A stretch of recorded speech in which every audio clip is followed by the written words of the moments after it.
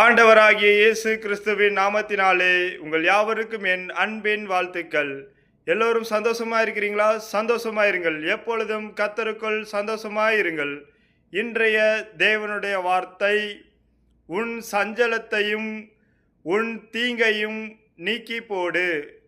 இன்றைய தேவனுடைய வார்த்தை, உன் சஞ்சலத்தையும் உன் தீங்கையும் நீக்கி போடு.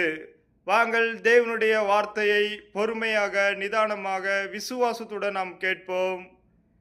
நீ உன் இருதயத்தில் இருந்து சஞ்சலத்தையும் உன் மாம்சத்திலிருந்து தீங்கையும் நீக்கி போடு.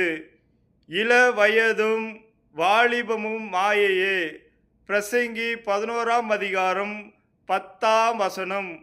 இன்றைய தேவனுடைய வார்த்தை என்ன சொல்கிறது என்றால், உங்கள் இருதயத்தில் உள்ள சஞ்சலங்கள், அநேக காரியங்களை குறித்து சஞ்சலப்பட்டு கொண்டிருக்கலாம். நாம் தொழில் செய்வோம், தொழில் வளர்ச்சி பெறாமல் இருக்கலாம். நாம் படிப்பில் ஸ்லோவாக இருக்கலாம். நாம் எடுக்கிற காரியங்கள் ஒவ்வொன்றும் நமக்கு அது சரியாக வளர்ச்சி பெறவில்லை என்றால் நாம் அநேக வேளையில் நாம் சஞ்சலப்பட்டு கொண்டிருக்கிறோம்.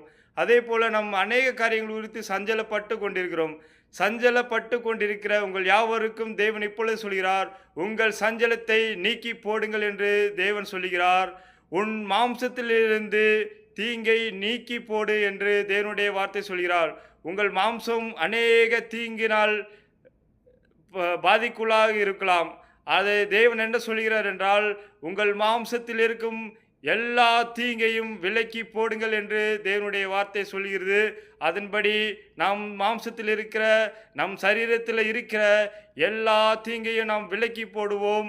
தேவனுடைய வார்த்தைக்கு நாம் கீழ்ப்படிந்து நடப்போம். அதே போல இள வயதும் வாலிபமும் மாயை என்று தேவனுடைய வார்த்தை சொல்கிறது. இள வயதும் வாலிபமும் மாயை என்று தேவனுடைய வார்த்தை சொல்கிறது. இன்றைய தேவனுடைய வார்த்தையை பொறுமையாக நிதானமாக விசுவாசத்துடன் பார்த்த கேட்ட உங்கள் யாவரையும் தேவன் தாமே ஆசீர்வதித்து உங்களை பெருக செய்வார். Thank you friends. மறக்காமல் சப்ஸ்கிரைப் பண்ணுங்கள், மறக்காமல் லைக் பண்ணுங்கள், மறக்காமல் கமெண்ட் பண்ணுங்கள்.